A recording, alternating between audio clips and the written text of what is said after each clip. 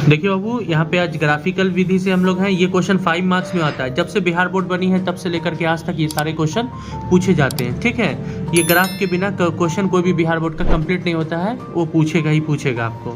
आपके सामने एक क्वेश्चन सवाल दिया हुआ है, x+2y-4 बराबर 0, 2x+4y-12 बराबर 0। इसको सॉल्व करने के लिए सबसे पहले हम लोग माने यहाँ पे x+2y, ये -4 है, उस तरफ जाएगा तो क्या हो जाएगा +4। इक्वेशन नंबर 1 मान लेते हैं।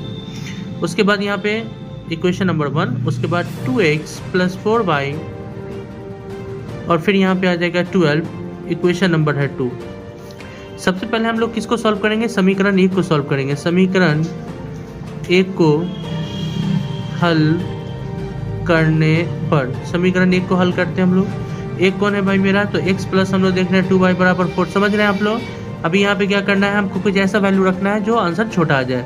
तो मान लिया हमने x बराबर मान लेते हैं 0, तो यहाँ पर 0 रखते हैं, +2y बराबर है 4, तो y बराबर हो जाएगा 4/2, यानी 2 से कट गया तो यहाँ पे आ जाएगा 2। एक आप मान लेते हैं x बराबर अपनी मर्जी से कि कुछ भी नंबर मान लिया हमने मान लिया 2, तो यहाँ पर लिखेंगे 2 + 2y बराबर है 4, 2y ये 4 2 प्लस में उधर जाएगा तो माइनस में 2 से 2 कट जाएगा, कितना आया 1 एक बार में। तो यहाँ पे जो मेरा इक्वेशन निकला, तो यहाँ पे मैंने 2 ही वैल्यू लूँगा, ज़्यादा बड़ा नहीं लूँगा।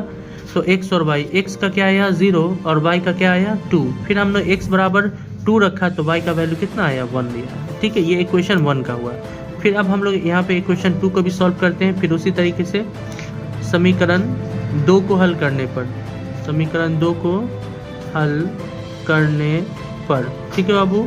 अब इसमें देखेंगे इक्वेशन नंबर 2 कौन है मेरा, तो 2x+4y बराबर है 12, कोई दिक्कत नहीं है। फिर इसमें x बराबर आप एक बार में 0 भी मान सकते हैं, दूसरे इक्वेशन में भी 2, एक टर्म में 2 बार 0 नहीं मान सकते, बड़ी इक्वेशन चेंज करके आप उसको मान सकते हैं। तो यहाँ पे फिर हमने मान लिया 0, तो 2 को 0 से किया तो 0, 4y बराबर है 12, ये 2 0 ख़त्म हो गया, 4y बराबर है 12, y बराबर हो जाएगा 12/4, 4 3 12 यानी 3।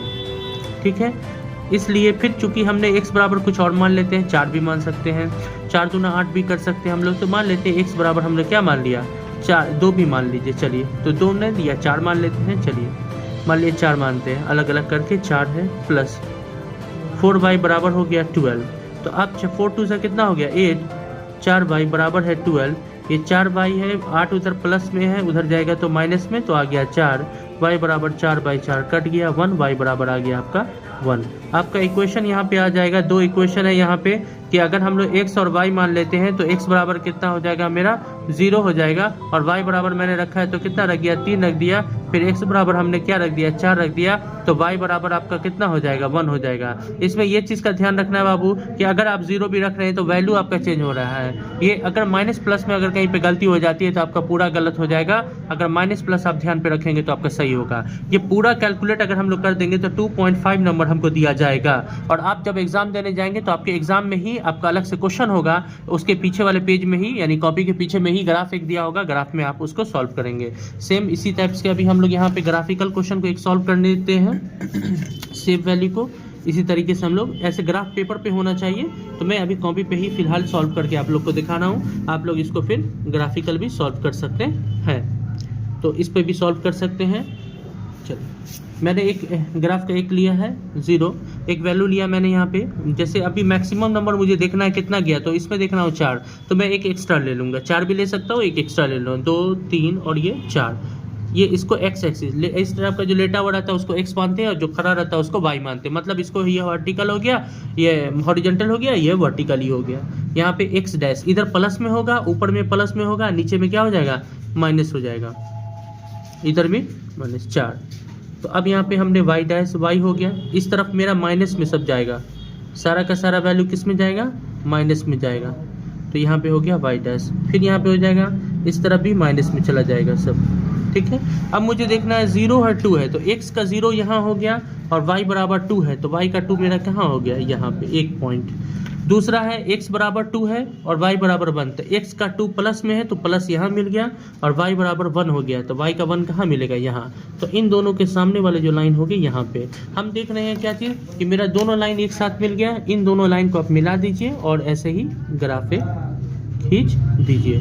ठीक है, ये मेरा हो गया ग्राफिकल खींचा गया। अब यहाँ पे मैं नाम लिख देता हूँ। पहला इक्वेशन मेरा निकला है x + 2y बराबर 4 हो गया।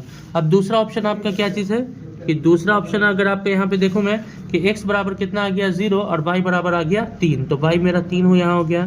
फिर x बराबर 4 हो गया और y बराबर क्या है 1 है, तो फिर ये 1 आगे जाएगा और फिर यहाँ पे मिलेगा। मतलब ये मेरा दोनों के सामने सामने वाला लाइन को ही मिलाना है। ये मेरा मिल चुका है और यहाँ पे मैं अब इसको क्या कर देता हूँ, बढ़ा देता हूँ। तो ये आप देखेंगे कि मेरा ये भी एक ग्राफ क्या हो गया, तैयार हो गया। ये ग्राफ का नाम मेरा दूसरा इक्वेशन है। तो यहाँ पे लिखेंगे 2x + 4y = 12। इस टाइप से अगर आप लिख देते हैं तो 2.5 नंबर इसमें मिलेगा, 2.5 नंबर उसमें मिलेगा, टोटल आपका मिल जाएगा 5 मार्क्स कंप्लीट। तो बिहार बोर्ड के लिए वेरी इंपॉर्टेंट है इस बार एग्जामिनेशन के लिए 2025 में आने वाले सवाल में से ये कंफर्मेशन है। आपको यही सवाल दे सकता है, नहीं तो सिर्फ आपको यहाँ पर वैल्यू बदल देगा, पैटर्न सेम रहेगा बनाने का। ठीक है, देखिए बाबू, ये प्रतिस्थापन विधि का क्वेश्चन है। मतलब इसको इंग्लिश में बोलते हैं सब्स्टिट्यूशन मेथड। चाहे सीबीएसई हो चाहे बिहार बोर्ड में, ही सब क्वेश्चन पूछेगा इस बार 2025 के लिए। ये इंपॉर्टेंट क्वेश्चन है और इसमें ये कितने मार्क्स में आएगा, ओनली 2 मार्क्स में आएगा। कितने मार्क्स में आएगा, ओनली 2 मार्क्स में ये क्वेश्चन आने वाले हैं। ठीक है, सिर्फ 2 मार्क्स में ही क्वेश्चन आएंगे। तो अभी ये सब्स्टिट्यूशन मेथड है। अब हम लोग देखते हैं कि इसको कैसे सॉल्व करते हैं। अब देखिएगा विदिन अ मिनट्स में ये क्या हो जाएगा, सॉल्व हो जाएगा। इसको मानते हैं समीकरण 1 मान लेते हैं, इसको समीकरण 2 मान लेते हैं। ठीक है, इसको बनाने के लिए याद रखिएगा बाबू, समीकरण 2 से समीकरण 3 निकालेंगे और 3 का मान 1 में रखेंगे। पैटर्न यही है बस, और कुछ नहीं। जैसे हम लोग लिखेंगे समीकरण 2 को हल करने पर, ये अगर हम शॉर्टकट बनाएंगे तो देख करके आंसर निकल जाएगा, मगर उसमें 1 मार्क्स वाला ऑब्जेक्टिव टाइप पूछेगा तब। मगर आपको जब प्रतिस्थापन विधि से सॉल्व करने के लिए कहेगा तो आप शॉर्टकट मारिएगा तो आपको नंबर ही नहीं देगा। तो इसलिए आपको ये पैटर्न अपनाना पड़ेगा। तो समीकरण 2 को हल करने पर आपके सामने समीकरण 2 कौन है, x - y बराबर आ गया 4। ये -y उधर जाएगा तो क्या हो जाएगा, +y। समीकरण नंबर कितना हो गया, 3। ठीक है, अब इसका 3 निकला। अब 3 का मान 1 में रखेंगे, 2 को सॉल्व करेंगे, 3 निकालेंगे, 3 का मान 1 में रखेंगे। तो लिखेंगे समीकरण 1 में x का मान रखने पर, x का मान रखेंगे हम लोग, तो मेरा x + y बराबर 14 है। x बराबर कितना आया है, 14, 4 + 14, ये 4 + y, उसको लिख दीजिए। y को जोड़ेंगे 2y, ये प्लस में उधर जाएगा तो माइनस में, तो ये बचा कितना बचेगा, 10 हो जाएगा। ये 2 गुना में इधर आएगा तो बट्टा में 2 पंचे 10, y बराबर कितना आ गया, 5। ठीक है, अब फिर y का मान किस में रखेंगे, समीकरण 3 में रखेंगे। y का मान तब ना x का मान निकलेगा। y का मान समीकरण 1 में रखने पर,